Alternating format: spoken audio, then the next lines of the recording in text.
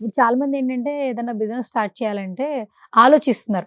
Next partners వస్తారేమో, ఏదైనా జరుగుతుందేమో, దీనికి డిమాండ్ ఉంటుందో లేదో. ఎందుకంటే కంటైనర్ హౌసెస్‌కి ఎప్పటికీ డిమాండ్ ఉంటుంది. అవును. మీరన్నట్టు స్కూల్స్‌లో వాడుతున్నారు, కాలేజెస్, పెట్రోల్ బంకులు, టెంపుల్స్‌కి వాడాలనుకున్నా, లేదా పర్సనల్‌గా ఉండాలనుకున్నా, ఎక్కడికెళ్ళినా కూడా యూజ్‌ఫుల్ అవుతుంది. అవును. ఫ్రాంచైజీ తీసుకుంటే ఫస్ట్ ఆఫ్ ఆల్ కమర్షియల్ వేలో వచ్చే బెనిఫిట్స్ ఏంటి? కమర్షియల్ వేలో మేడం అంటే అన్ని రకాలు ఇప్పుడు తిరుపతిలో మనం ఆల్రెడీ ఆఫీస్ వర్క్ నడుస్తుందని చెప్పాను కదా! అక్కడ ఆఫీస్ వర్క్ చేస్తుంటే ఆ కంటైనర్ లాగా ఉంది అని చెప్పి అక్కడ ఒక 5 ఎంక్వైరీస్ వచ్చినాయి ఎంబడే.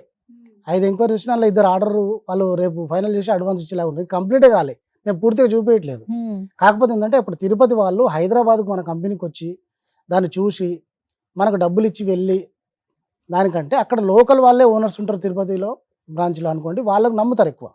లోకల్ గానే మా దగ్గరనే ఉంది. ఏదైనా సర్వీస్ అవసరం ఉన్నా కూడా ఇక్కడే ఉన్నారు వీళ్ళు. కరెక్ట్. మనం ఇద్దామని చేసుకుంటారు. వాళ్ళతోని మాట్లాడేటప్పుడు నేను నంబర్ ఫార్వర్డ్ చేసిన తిరుపతి ఫ్రాంచైజ్ ఓనర్‌కి ఒక 10 నంబర్లు మనం ఫార్వర్డ్ చేసినా మీరు మాట్లాడండి సార్ అని.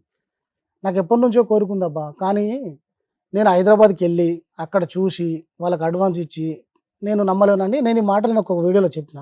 అదే మాట సార్ అన్నారు. సార్ మీరు చెప్పినట్టే సేమ్ కస్టమర్ అట్లనే చెప్తుండు సార్. అంత దూరం వెళ్లి చూసి వాళ్ళ మీద నమ్మకంతో నేను డబ్బులు ఇయ్యలేను అని చెప్తున్నాడు. మీరన్నది కరెక్టే ఉంది. ఖచ్చితంగా మనం ఇక్కడ ఫుల్‌ఫిల్‌గా ఆఫీస్ అంతా ఓపెన్ అయిపోయిన తర్వాత చాలా ఎక్కువ ఆర్డర్స్ వస్తాయని మాకు పూర్తి నమ్మకం ఉంది సార్ అంటూ వాళ్ళు చెప్తున్నారు ఫ్రాంచైజ్ ఓనర్ అన్నాడు.